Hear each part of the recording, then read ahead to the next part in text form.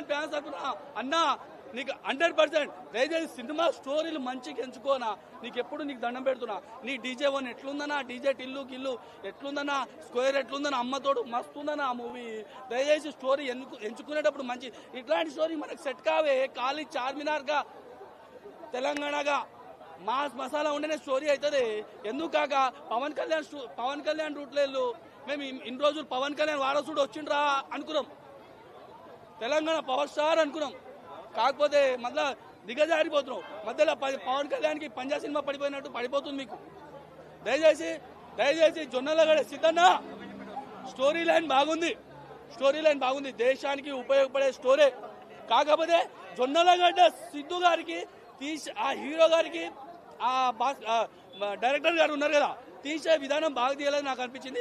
Comedy మాత్రం జబర్దస్త్గా పండింది. Heroine ఎందుకు ఉందో నాకు తెలియదు, ఆమె ఎందుకు వచ్చిందో లిప్ లాక్ ఒకటి ఉంది మధ్యలో మొత్తం ఒక ఫస్ట్ సాంగ్ లేదు, దేవులాడుకుంటూ పోతుంది. ఆ హీరోయిన్ ఎందుకు ఉందో నాకు తెలియదు.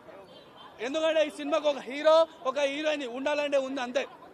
మొత్తం స్టోరీ మొత్తం ప్రకాష్ రాజ్ గారి మీద నడిచింది స్టోరీ. జై హింద్, జై పిఎస్పీకే. అది ఉన్న 3 సాంగ్స్ లో ఫస్ట్ సాంగ్ చాలా బాగుంది, ఫాబులర్ సాంగ్ చాలా బాగుంది. మిగతా 2 సాంగ్స్ కూడా ఏంటంటే థియేటర్ లో బోర్ కొట్టడానికి పడుకోవడానికి తప్ప దేనికి యూజ్ అవ్వవు, అలా ఉన్నాయి సాంగ్స్ అసలు. అండ్ ఇంకొకటి సినిమాటోగ్రఫీ ఫస్ట్ హాఫ్ మొత్తం ఎలా అంటే కంప్లీట్ గా బ్యాక్గ్రౌండ్ మొత్తం బ్లర్ ఉంటుంది. ఎందుకు అలా పెట్టుకున్నారో తెలియదు, కానీ ఒక షార్ట్ ఫిల్మ్ తీసిన వాళ్ళు కూడా ఇంకొంచెం బాగా తీస్తారన్న ఫీల్ అయితే వచ్చింది. ఫస్ట్ హాఫ్ కూడా విజువల్స్ వరకు 0 ఉంటే సెకండ్ హాఫ్ కంటెంట్ వైజ్ గా 0 ఉంది.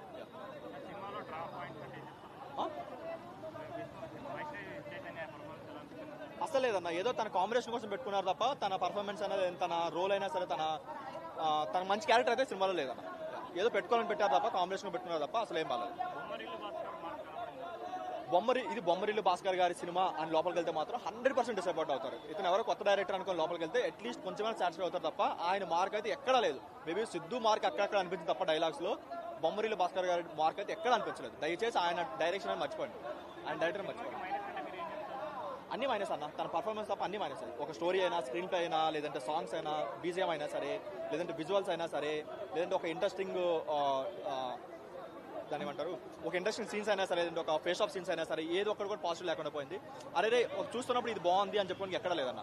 ఒక ఇంట్రెస్టింగ్ గా స్టార్ట్ చేశారు తన క్యారెక్టరైజేషన్తో, బట్ అది కూడా ఏంటంటే ఒక ఏజెంట్ ని గుర్తు చేసి మరీ రొటీన్ అనిపించింది తప్ప ఎక్కడ కొత్తగా అనిపించలేదు.